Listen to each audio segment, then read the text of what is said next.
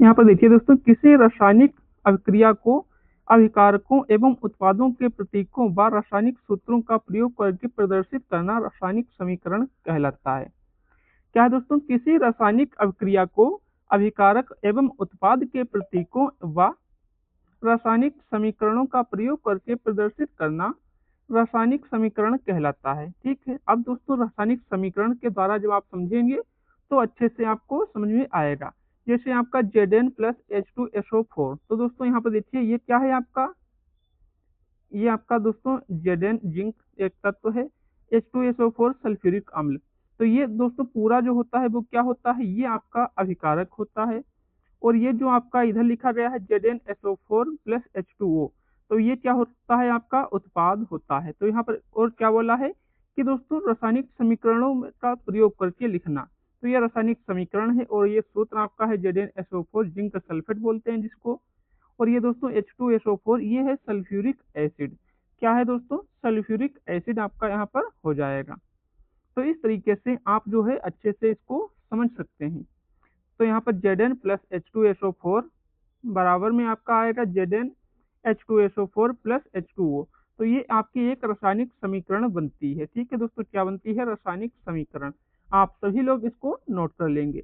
अब दोस्तों यहाँ पर हम देखेंगे आपका अभिकारक। तो अभिकारक क्या होता है, तो यहाँ पर दोस्तों अभिकारक को हम देखेंगे। क्या है अभिकारक, ऐसे पदार्थ जो रासायनिक अभिक्रिया में भाग लेते हैं अभिकारक कहलाते हैं। तो दोस्तों यहाँ पर देखिए क्या है आपका Zn+H2SO4। तो ये Zn+H2SO4 जो है रासायनिक अभिक्रिया में भाग ले रहे हैं, तो ये अभिकारक हो जाएगा। और आपका जो बाद में बनेगा दोस्तों यहाँ पर वो क्या कहलाएगा, उत्पाद। तो ये इस साइड वाला जो होता है दोस्तों वो क्या होता है, अभिकारक, और जो इधर बनता है वो उत्पाद होता है। ठीक है दोस्तों, तो ये आपका अभिकारक हो जाएगा और ये आपका उत्पाद। अब दोस्तों उत्पाद की भी डिफिनीशन देख लेते हैं। क्या है उत्पाद की डिफिनीशन, तो उत्पाद क्या होता है आपका, ऐसे पदार्थ जो रासायनिक अभिक्रिया के पूर्ण होने पर प्राप्त होते हैं। क्या होता है प्यारे दोस्तों, जब आपकी रासायनिक अभिक्रिया पूरी हो जाती है तो आपको जो प्राप्त होता है उसको हम बोलते हैं उत्पाद। और जो आपके दोस्तों यहाँ पर भाग लेते हैं वो अभिकारक कहलाते हैं। तो यहाँ पर दोस्तों Zn सिंगल था और H2SO4 था, तो यहाँ पर दोस्तों ZnSO4 बना और H2 बाहर, यानी कि हाइड्रोजन गैस आपकी रिलीज हुई।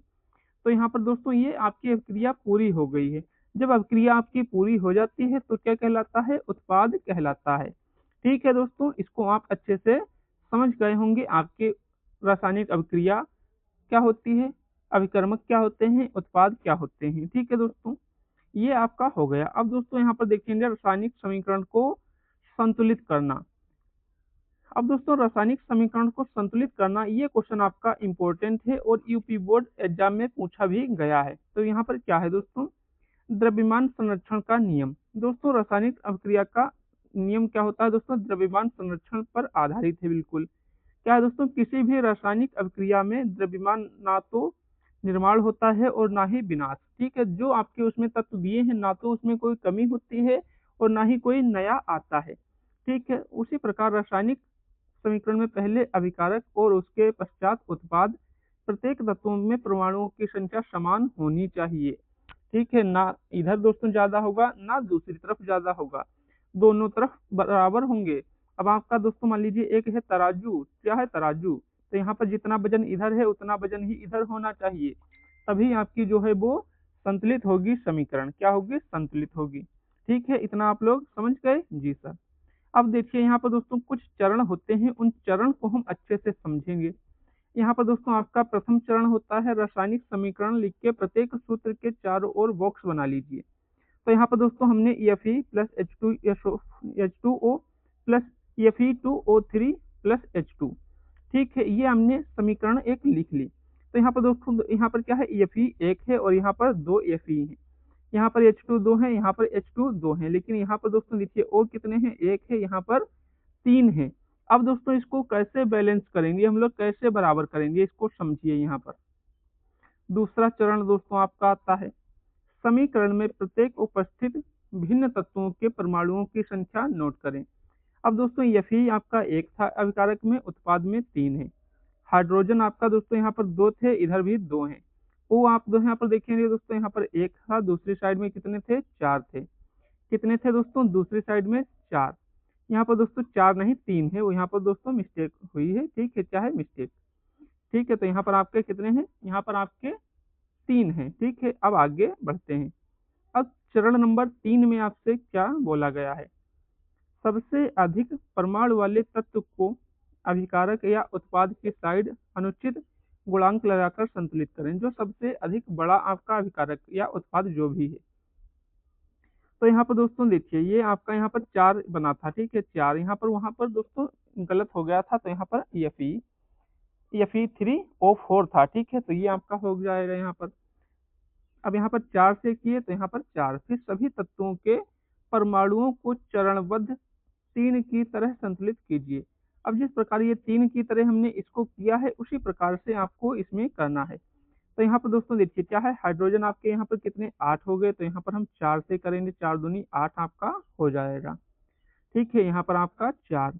अब दोस्तों चरण नंबर 4 में आपसे क्या बोला गया है, उसी प्रकार से करेंगे। तो ये फिर यहाँ 3 है, यहाँ पर 3 कर लिए। यहाँ पर दोस्तों देखिए 4 है, यहाँ पर हमने पहले ही किया था, ठीक है, ऊपर किया था तो आपका 4 हो गया था। कितना हो गया था, 4 से यहाँ पर करेंगे और 4 यहाँ पर है। तो ये दोस्तों 4 दूनी 8 ये आपके यहाँ पर हो गए, यहाँ पर भी आपके 4 दूनी 8 ये हो गए। ये फिर आपके यहाँ पर 3 है, ये फिर यहाँ पर 3 हो गए। फिर ओ यहाँ पर दोस्तों देखिए 4 है, यहाँ पर भी आपके ओ 4 हो गए। तो ये आपके समीकरण जो है पूरी तरीके से क्या हो गई, संतुलित। दोनों तरफ जो है बराबर एलिमेंट आपको यहाँ पर मिल रहे हैं। अब यहाँ पर दोस्तों देखते हैं रासायनिक अभिक्रियाओं के प्रकार।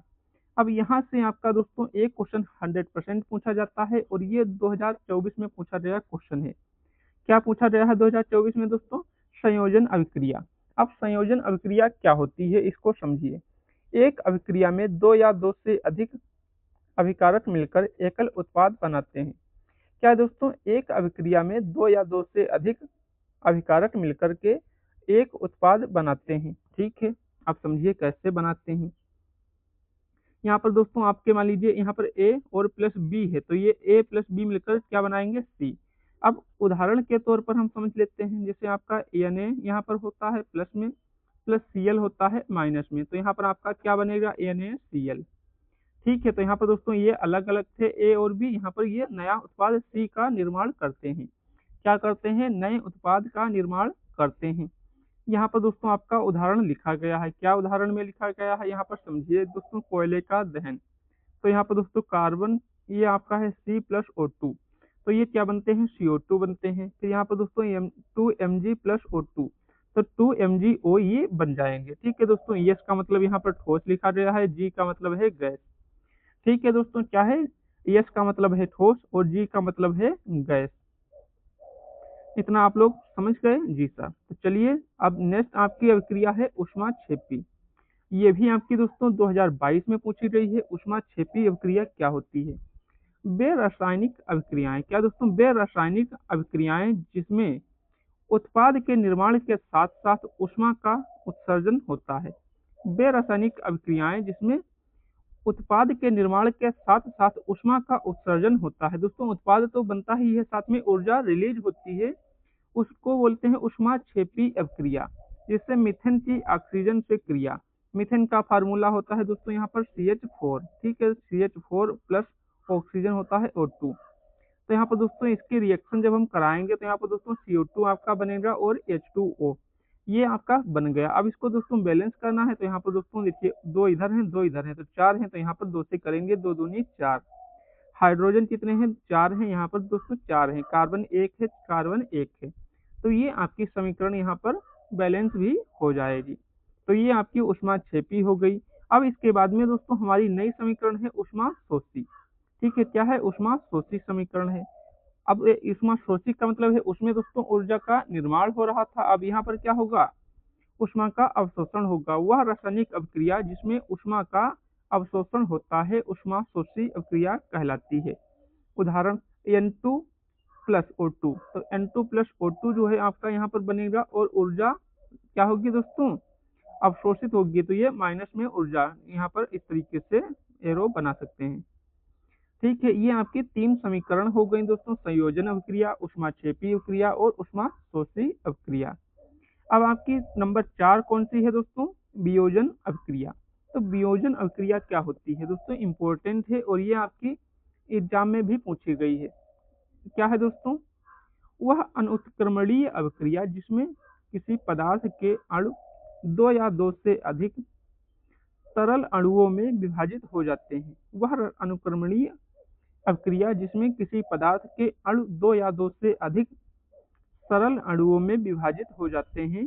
अवघटन अभिक्रिया, जिसको दोस्तों वियोजन, वियोजन में मतलब क्या होता है दोस्तों? तोड़ना। अवघटन का मतलब ये तोड़ना, तो अपघटित हो जाती है। ठीक है। अब यहाँ पर दोस्तों देखिए CaCO3, CaCO3 कैल्शियम कार्बोनेट के दोस्तों यहाँ पर ऊष्मा रखेंगे। ऊष्मा के लिए आप इस तरीके से भी कर सकते हैं।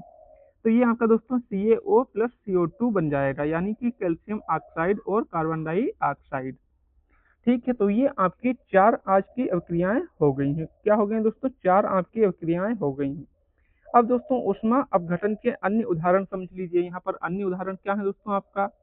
यहाँ पर इसको भी देख लीजिए, KClO3, KClO3। तो यहाँ पर दोस्तों KCl प्लस 3O2 निकल जाएगा।